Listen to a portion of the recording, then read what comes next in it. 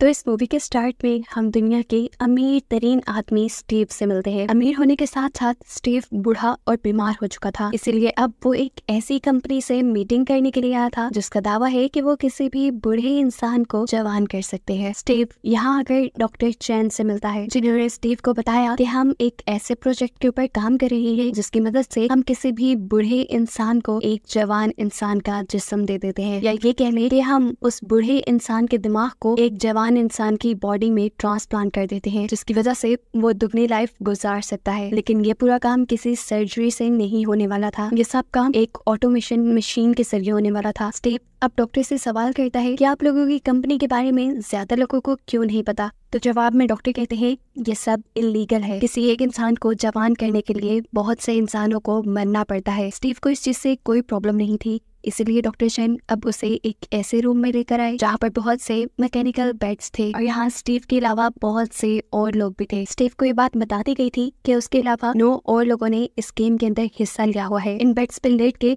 एक इंसान की मेमोरी को दूसरे इंसान के दिमाग में डाला जाना था, लेकिन ये काम इतना भी आसान नहीं था। ये काम एक वर्चुअल गेम के जरिए होता जिसमें स्टीव के अलावा 9 और बूढ़े लोगों ने हिस्सा लिया हुआ था और गेम के एंड में कोई एक इंसान ही जिंदा बचकर जवान होगा। ये बात जानने के बाद स्टीव अपने लिए एक जवान इंसान की डेड बॉडी चूज करता है। ऐसा करने के बाद स्टीव को एक मशीन के अंदर रख दिया जाता है और हमें पता चलता है कि अब उसके दिमाग को या उसकी सारी मेमोरीज को इस जवान इंसान के अंदर ट्रांसफर कर दिया गया है। जिस जवान इंसान को अब पुर्तगाल के एक गांव में होश आया। स्टीव को जब होश आया तो वो नहीं चाहता था कि इस टाइम वो कहाँ है और क्या कर रहा है। उसे अपने बारे में कुछ भी याद नहीं था। अपनी हिफाजत के लिए स्टीव ने एक पत्थर उठा लिया और आगे एक बिल्डिंग की तरफ बढ़ा जहाँ उसे एक लड़की मिली। स्टीव के हाथ में पत्थर देखकर वो घबरा गई। उसने स्टीव से पूछा, तुम कौन हो? क्या तुम जानते हो मैं कौन हूँ? मुझे यहाँ कौन लेकर आया? तब स्टीव उस जवाब देता है कि नहीं, मुझे कुछ नहीं पता। ये दोनों मिलकर यहाँ से बाहर निकलते हैं तो इन्हें एक और लड़का और लड़की नजर आते हैं। लड़की ने अपने हाथ में छड़ी उठाई हुई थी, ऐसे जैसे वो दूसरे इंसान से बचना चाह रही हो। स्टीव के साथ जो व्हाइट ड्रेस में लड़की थी वो दूसरी लड़की से कहती है, अरे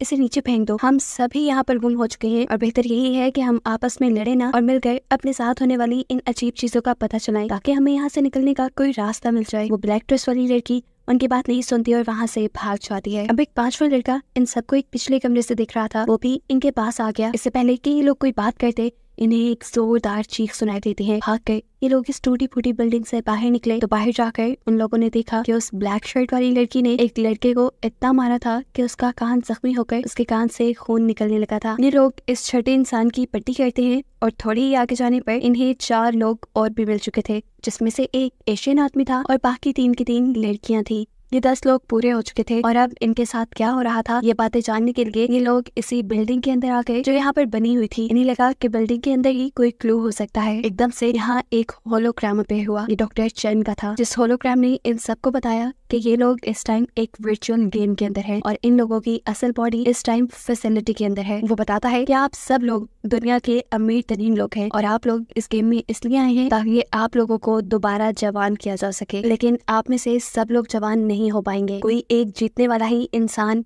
इन सब में जवान होगा और बाकी सब मर जाएंगे। अब डॉक्टर चैन यहाँ पर बहुत सारे होलोग्राम चलाते हैं उन 10 अमीर लोगों के जिन्होंने इस गेम में हिस्सा लिया था। इस होलोग्राम के साथ उन लोगों के नाम और उन लोगों की सारी पोजीशंस भी लिखी हुई थी कि वो कौन है, उन्होंने इस जिंदगी में क्या किया और कैसे पैसा कमाया। डॉक्टर चैन बताते हैं कि हर 1 घंटे बाद किसी एक को अपने ही किसी साथी को मारना पड़ेगा और वो उस साथी को तभी मार सकता है जब उसे पता हो कि इस बॉडी का असल मालिक कौन है। और अगर कोई ये जाने बगैर किसी दूसरे को मार देगा कि वो इंसान असल दुनिया में कौन था तो ऐसी सूरत में वो खुद भी मारा जाएगा। अब इस गेम में एक ट्विस्ट भी था। असल जिंदगी में ये 6 मर्द और 4 औरतें थी, जबकि यहाँ वर्चुअल गेम के अंदर 5 लड़कियां और 5 लड़के थे, यानी कोई एक लड़की ऐसी थी जो असली दुनिया में एक मर्द हो सकती थी। तो इन लोगों को ये गेम बहुत ही सोच समझ कर खेलनी थी। अगर 1 घंटे में इन लोगों ने अपने किसी साथी को ना मारा तो 1 घंटे बाद गेम खुद ब खुद किसी एक को मार देगी। अब डॉक्टर चैन का होलोग्राम यहाँ से गायब हो जाता है, जबकि सभी अमीर इंसानों के होलोग्राम यहाँ पे खड़े रहते हैं। ये लोग अब इस बिल्डिंग से बाहर निकलते हैं, देखते हैं कि बिल्डिंग के चारों तरफ बहुत बड़ी दीवार है। ये लोग इस दीवार को क्रॉस करके दूसरी तरफ जाने का फैसला करते हैं, लेकिन इससे पहले कि ये लोग कुछ भी करते स्टीव यहाँ पर एक लकड़ी उठाकर उस दीवार की तरफ फेंकता है, जिससे इन्हें मालूम होता है कि इस दीवार के चारों तरफ हाई वोल्टेज करंट छोड़ा गया है ताकि ये लोग यहाँ से भाग न सके। अब ये लोग फैसला करते हैं कि ये लोग आपस में किसी को नहीं मारेंगे, चुपचाप 1 घंटा गुजारेंगे और खुद ही गेम ने जिसको मारना होगा उसे मार देगी। यानी इन लोगों ने अपनी जिंदगी के फैसले किस्मत पे छोड़ दिए थे। स्टीव इन सबको मशवरा देता है कि हमें एक दूसरे से दूर रहना चाहिए ताकि हम एक दूसरे को मार न सके। स्टीव की बात मानते हुए एक व्हाइट ड्रेस वाली लड़की स्टीव के पीछे ही चली गई। वो उसे कहती है मैं तुम्हारे साथ लगूंगी लेकिन तुम्हें ज्यादा तंग नहीं करूंगी। ऐसे ही हमने देखा कि ये लोग 2-2 के ग्रुप में पड़ चुके थे। अब एक ग्रुप में जो 2 लड़कियां थी ये लोग आपस में बात करते हैं कि ये भी तो हो सकता है कि हम दोनों में से कोई एक असल जिंदगी में आदमी हो। अफ्रीकन लड़की दूसरी लड़की से कई ऐसे सवाल करती है जिनके जवाब सिर्फ लड़कियों को ही पता होते। जब उसके सामने वाली लड़की उसे इन सवालों के जवाब नहीं दे पाई तो वो जान गई कि असल में ये एक मर्द है। ये जानकर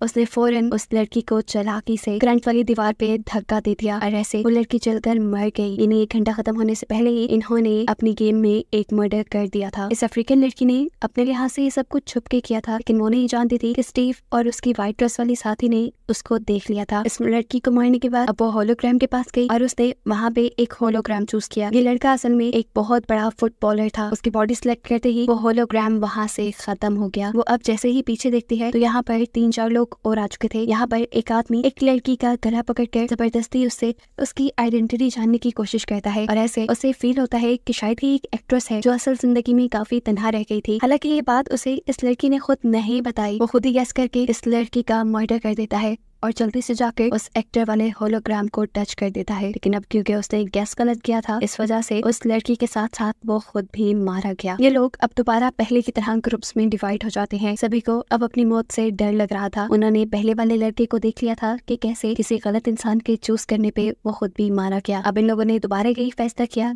कि ये लोग सब कुछ गेम के ऊपर छोड़ देंगे कि गेम जिसको भी मारेगी वो अपनी किस्मत को कबूल करेगा और मर जाएगा। ये लोग वापस बाहर आ जाते हैं और किसी टेक्निकल खराबी की वजह से हमें पता चलता है कि स्टीव गेम में सो गया। उसकी आंख फैसिलिटी के अंदर खुलती है। डॉक्टर चेन उससे माफी मांगते हैं और कहते हैं किसी टेक्निकल खराबी की वजह से आप गेम से बाहर आ गए हैं लेकिन कुछ ही देर में आप गेम के अंदर होंगे। स्टीव डॉक्टर चेन से सवाल करता है क्या वो सब सच में हो रहा है? तो डॉक्टर चेन कहते हैं जल्दी आपको इसका जवाब मिल जाएगा। और थोड़ी ही देर बाद स्टीव को दोबारा गेम के अंदर होश आता है। होश आने से पहले वो कुछ बड़बड़ा रहा था जो सुनकर उसकी साथी लड़की उसे मारने के लिए तैयार खड़ी हो गई। शायद उसने अपनी आइडेंटिटी उस लड़की को बता दी थी इससे पहले कि वो लड़की उसे मारकर अपना असली चेहरा दिखा देती। स्टीव होश में आ गया और स्टीव ने ये सब भांप भी लिया। स्टीव अपना सेल्फ डिफेंस करते हुए वहाँ से पीछे पीछे मुड़ता रहा लेकिन अब वो लड़की स्टीव को मारने के लिए आगे आगे बढ़ रही थी। ऐसे में स्टीव ने अपनी जान बचाने के लिए अपने करीब पड़ी हुई लकड़ी से उस लड़की के ऊपर हमला कर दिया जो लकड़ी उसकी आंख में लग गई और ऐसे गलती से वो लड़की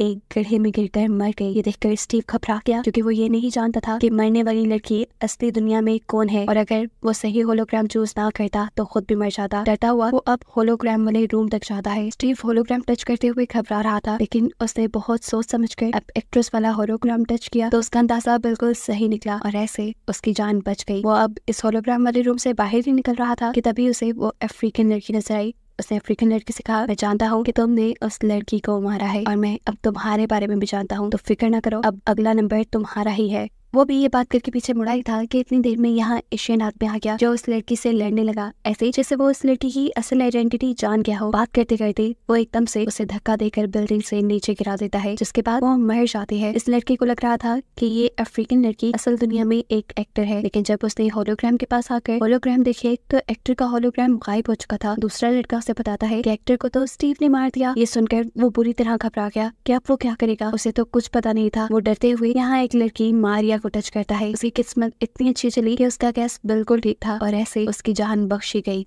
इसके बाद हमें दिखाया जाता है कि बाकी सारे लोग स्विमिंग पूल के करीब खड़े होकर ये फैसला करते हैं कि अब अगले घंटे में वो किसी को भी नहीं मारेंगे। लेकिन यहाँ एक लड़के ली के दिमाग में एक बात आई। अब इनके ग्रुप में क्योंकि सिर्फ एक ही लड़की बची थी और होलोग्राम भी सिर्फ एक ही औरत का बचा था तो उसे समझ आ गई ये लड़की की प्रिंसेस है, इसीलिए अब वो उस प्रिंसेस को मारने का डिसाइड करता है। प्रिंसेस भी उसकी अजीब सी नजरें भाग गई इसीलिए वो अपनी जान बचाकर भागने लगी। उसका पीछा करते करते ली एक बिल्डिंग में आ जाता है। वो प्रिंसेस बिल्डिंग में छुपी हुई थी और एकदम से प्रिंसेस ने उसके ऊपर गन पॉइंट कर दी। अब सोचने वाली बात है कि प्रिंसेस के पास गन कहाँ से आई। असल में ये प्रिंसेस जानती थी कि अगर ये गेम है तो यहाँ पर कोई ना कोई बोनस जरूर होगा और इस गेम में बोनस थे भी जो बाकी सबने नहीं ढूंढे, सिर्फ उसी ने ढूंढे और उसे ये गन मिल गई। इससे पहले के लिए प्रिंसेस को मार देता, प्रिंसेस उसकी टांग में गोली मारकर उससे उसका नाम पूछती है लेकिन वो लड़का से कुछ नहीं बताता। इसीलिए अब प्रिंसेस स्टीव को मारने के लिए चाहती है, क्योंकि कहीं ना कहीं उन्हें स्टीव की आइडेंटिटी पता चल चुकी थी। स्टीव ने यहाँ पर 2 लोगों की जान बचाई थी और ऐसे इन्हें पता चल गया था कि असल जिंदगी में वो एक अच्छा इंसान है और किसी बड़ी पोस्ट पे है। उसके यहाँ से जाते ही वो लड़का जिसके ऊपर प्रिंसेस ने गोली चलाई थी वो उस बिल्डिंग की छत से कूदकर अपनी जान दे देता है। यहाँ प्रिंसेस जो स्टीव तक पहुंचना चाह रही थी, एकदम से उसके ऊपर पीछे से किसी दूसरे लड़के ने हमला कर दिया। उसने प्रिंसेस के हाथ से प्रिंसेस की गन छीन ली, लेकिन उसे मालूम हुआ कि इस गन में सिर्फ एक ही गोली थी। प्रिंसेस जो अब नीचे बैठी हुई थी, उसके डर से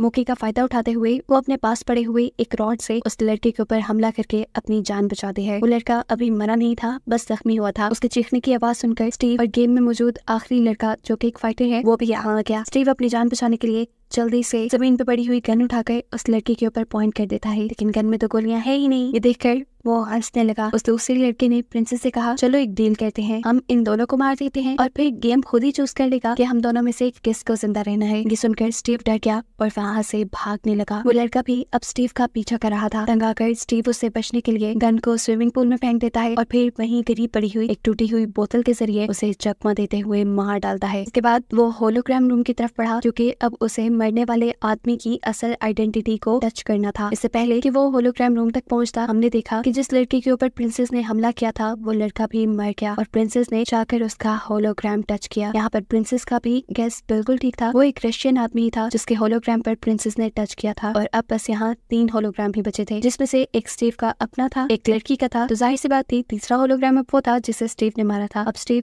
उस होलोग्राम को टच कर लेता है और फिर बाहर आकर प्रिंसेस से मिलता है। वो प्रिंसेस से कहता है, हमें ये आखिरी घंटे एक साथ गुजारने चाहिए, हो सकता है कि गेम हम दोनों में से किसी को चूज करके खुद ही मार दे। तब प्रिंसेस कहती है, हाँ, लेकिन उससे पहले हमें फाइटर को मारना होगा। स्टीव उसे ये बात नहीं बताता कि वो फाइटर को पहले ही मार चुका है। वो उसे भी फाइटर की तरह ही चकमा देकर टूटी हुई बोतल के जरिए मार देता है और ऐसे आखिर वो प्रिंसेस भी मर गई, जिसके बाद एक बचा हुआ आदमी यानी स्टीव इस गेम को जीत गया और अब असल जिंदगी में वो जवान हो जाता। गेम खत्म हो चुकी थी और हमने देखा कि स्टीव अपने एक जवान जिस्म के साथ असली दुनिया में आ गया। अपने आप को जवान देखकर स्टीव इतना खुश था कि वो डॉक्टर चेन को इस कंपनी को चलाने के लिए एक बहुत बड़ी फंडिंग भी देता है। जिसके बाद मूवी के एंड में दिखाया जाता है कि डॉक्टर चेन और भी बहुत से बूढ़े लोगों को इस गेम के बारे में बता रहे थे और यही दिखाते हुए ये कहानी यहाँ खत्म हो जाती है।